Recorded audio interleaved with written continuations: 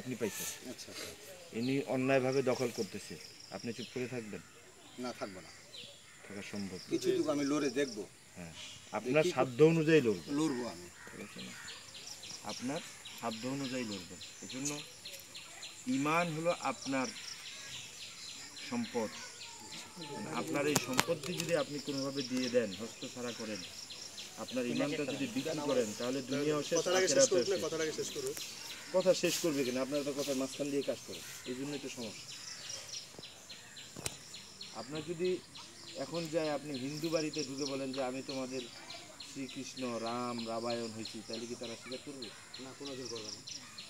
খ্রিস্টানের বাসায় যায় যদি বলেন আমি তোমাদের যীশু খ্রিস্ট বা আমি তোমাদের অমুক পপ হয়েছি টপ হয়েছি, তারা স্বীকার করবে? না, নাকি সাথে সাথে ধরে আপনাকে উত্তম মাধ্যম কিছু দিবে হিন্দু?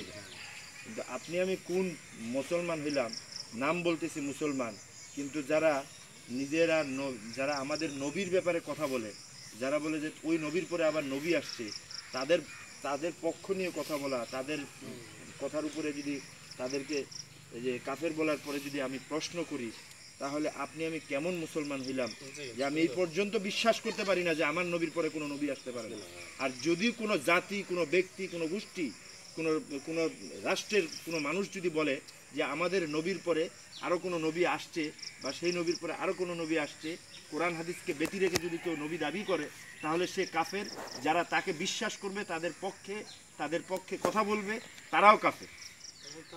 যদি আপনি যারা তাদেরকে কাফের বলবে না, তারাও কাফের। আমি এই জন্য বলছি আমরা পঞ্চগড় থেকে আসছি।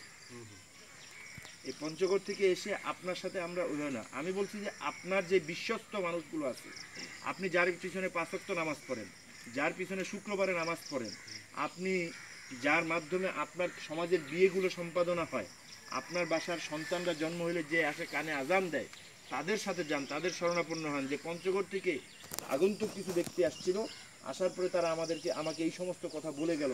তারা এই কথাগুলো যে বললো, এই কথার ব্যাপারে আপনারা ঐক্যমত আছেন কিনা, নাকি এই কথার ব্যাপারে আপনাদের কোনো দ্বিমত আছে? যদি তারা বলে যে না, পঞ্চগড় থেকে যারা আসছে তারা এই কথাগুলো বলছে, কথা ঠিক বলছে, তাহলে এই কথার উপরে আপনাকে অটল থাকতে হবে, মানতে হবে।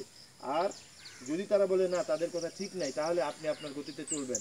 যদি তারা বলে যে আমাদের কথাগুলো ঠিক আছে, আপনি তারপরেও যদি কাদিয়ানির এলাকায় যাওয়া আসা করেন, তাদের সাথে সম্পর্ক রাখেন, তাদের জলসার দাওয়াত যদি আপনার এলাকার মানুষকে দেন, তাহলে বোঝা যাবে আপনি কাদিয়ানি হচ্ছেন, আপনি মুসলমানের মতো নাই। এটুকু আপনাকে বুঝতে হবে।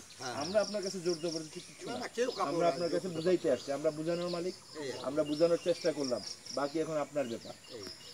আমরা যদি পরবর্তীতে আবার আসি, আপনার সাথে আবার যোগাযোগ করবো ইনশাআল্লাহ। আমরা আসলাম না, আমরা দুইটা পরিবারে কিন্তু গেলাম না, আপনার কাছে আসছি। কেন আসছি এটা আপনি খুব ভালো করে বুঝতে পারবেন। তবে এরপরে যেবার আসবো, সেবার যে কয়জন আছে সবাইকে নিয়ে ইনশাআল্লাহ বলবো। হ্যাঁ, এটাই তো আমি চাচ্ছিলাম। কারণ ওখানকারও আলেমের দরকার হবে, আর আমাদেরও আলেমের দরকার হবে, তাহলে জিনিসগুলো বোঝা যাবে।